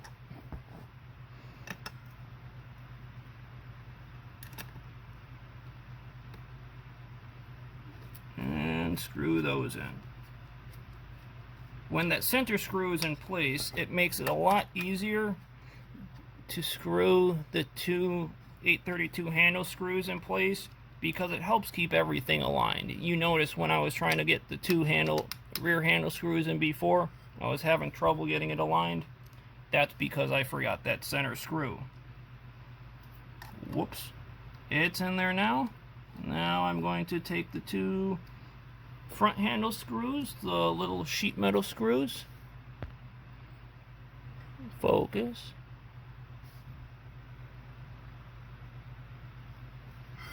And I'm going to thread those into the front 2 handle holes.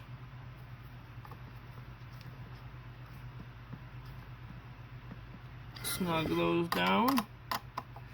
Tight, but not so tight that you're stripping the threads out. And snug up the 2 rear handle screws. Again, not so tight that you're going to pull the threads out of the aluminum housing. And my last screw.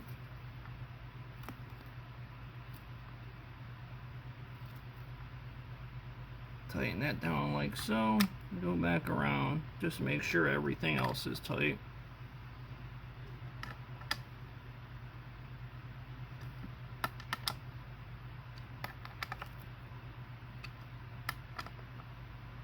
Like so. Alright, now we have our 1024 threaded screw threaded in underneath the handle. We have all 4 handle screws in place, and everything is secure with not a wiggle to be heard. Okie dokie. At this point, you want to flip it over and give some attention to the business end. At this point, you want to take your red, or at least for the 501, the nozzle bumper is red. On the model 5000, it is burgundy color, dark red, and slide this down over it. I generally like to make sure that this little seam is facing the rear of the vacuum rather than hanging out in front where it's noticed and unsightly. You want to be careful when you stretch this. Don't stretch it more than you have to. You can't get replacement nozzle bumpers anywhere anymore. And friggin', you don't want to snap this in 2 pieces, because I don't have any information on how to properly join or weld this rubber thing back together if you do snap it at the seam. You also don't want to overstretch it so it's all loose and floppy on there. It's supposed to be a nice tight all the way around. Now that we have our beautiful red nozzle bumper in place, I have a genuine Royal Style 1 belt. Fresh out of the package here. I have my nice clean brush roll. Notice the arrows on this. Also notice the arrow on the nozzle plate. We have our 2 end caps for the brush roll, and we also have our nozzle plug.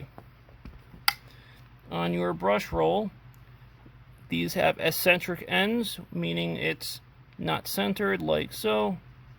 You want to line up the stamp number 1 with number 1 on your rubber end cap. Push that into place and repeat for the other side. Number 1 lines up with number 1. Slide your belt over the brush roll like so. Taking care, where is it? That these arrows, this arrow here on the brush roll is supposed to line up with the arrow on the nozzle plate.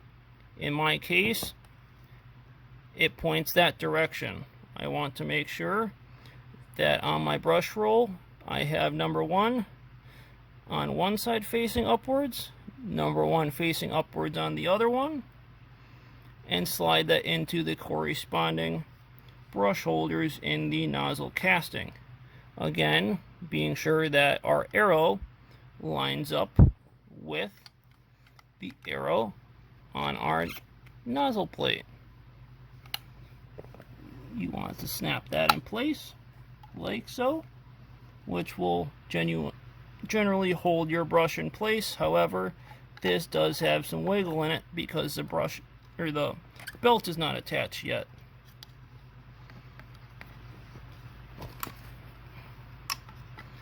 If you have one of these belt tools or belt lifters from Royal, I highly suggest it, especially with the brand new belt. It makes life a lot easier. You want to pick up your belt, and on a Royal Prince, you want to make sure that the belt has a right hand twist to it. On Dirt Devils, you're going to end up with a left hand twist. You can check this by spinning the brush roll in the right direction, which in this case is towards the rear of the nozzle. And if you install the belt in the right direction, it will spin like so without popping off.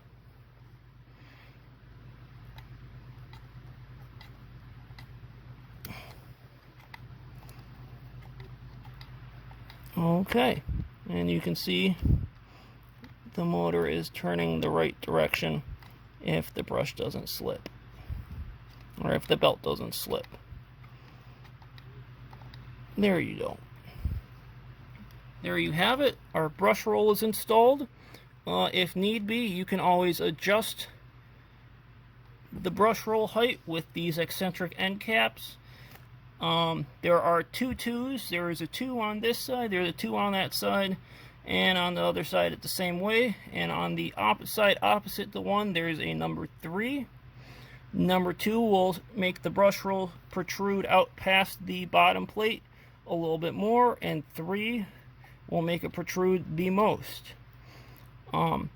Just be careful, because if your brush roll is new or the bristles are still in good shape at full length and haven't been worn down, the brushes on the brush roll can end up contacting the front of the nozzle housing or the rear of the nozzle housing, and it'll create a weird sound as it's operating, and it'll kind of slow the brush roll down a little bit. So I try to keep it from touching either the front or the back of the nozzle housing while still maintaining proper brush protrusion for carpet cleaning, etc. That's all installed. We got our base plate on. At this point, we have our nice clean nozzle plug, and we can snap into place. And here we have completed our rebuild, service, and reassembly of a Royal Prince 501 hand vacuum.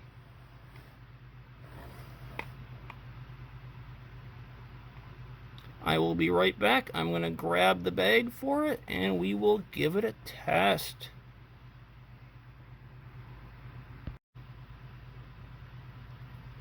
Okie dokie, we are back with our finished, serviced, and reassembled Royal Prince 501. We got our brush roll installed. I have a a belt installed on our motor shaft here. I'm going to leave the front plug off for test purposes. And I grabbed one of my Royal Prince bags. Sorry, this is my crappy bag that I really don't use. For test purposes, it'll work fine. I just didn't have a chance to wash the bag that came with this particular Royal Prince yet.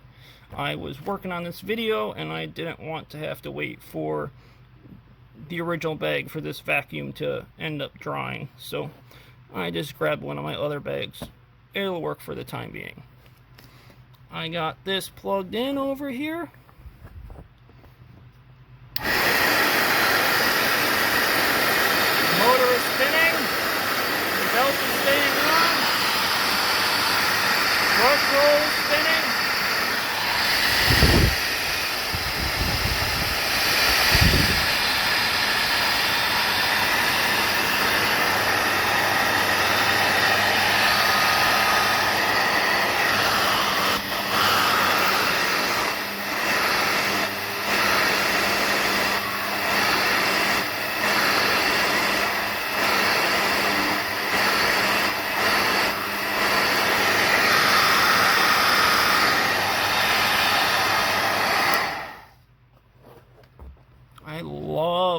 much air these old Royal Princes move. I swear to God, these move more air than any Dirt Devil that I've ever dreamt of.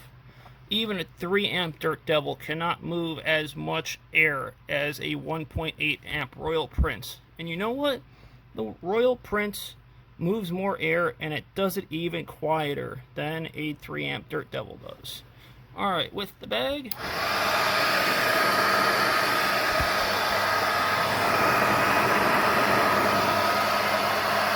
That's what I'm talking about, baby.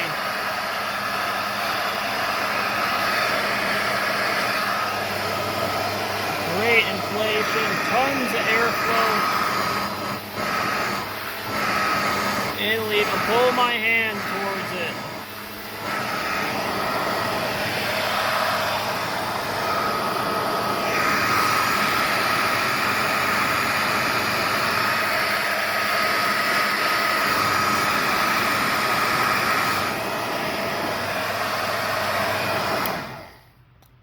That baby hums like it was brand new in 1995. Something about these old vacuums I just friggin' love. I friggin' love it. They can't be beat. There is not a single modern day vacuum that can really compare to the all metal construction of the Royal Prince 501 or its counterpart, the Royal Prince M5000, which is essentially the burgundy colorway, and it has the mauve bag, the matching burgundy grip, and so on and so forth. They both have a certain appeal to them. I got a couple of both of them. I can't even lie. I love these vacuums. But hopefully this video has been helpful for you. I know there wasn't a Royal Prince maintenance video out or Royal Prince service video out before this. So I guess I'm the first to do it.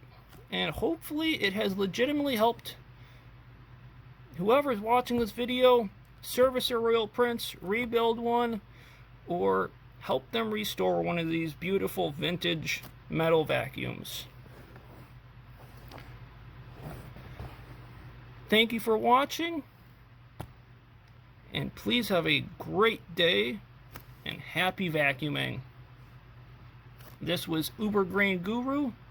I hope you enjoyed my video.